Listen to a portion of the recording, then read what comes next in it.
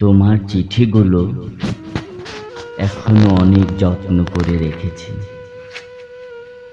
যেখানে আমার মূল্যবান সব কাগজপত্র থাকে সেখানে। মাঝে মাঝে সেগুলো বের করে পড়ি আর হারিয়ে যায় অতীতে। যখন তোমার পত্র আসার অপেক্ষা শেষ হতো না, ডাক পিয়নকে দেখলেই জানতে চাইতাম আমার নামে কোনো পত্র এসেছে কিনা। অবশেষে এক সময় রানার এসে হাতে ধরিয়ে দিত হলুদ খামে মোড়ানো রঙিন কাগজে লেখা তোমার চিঠি।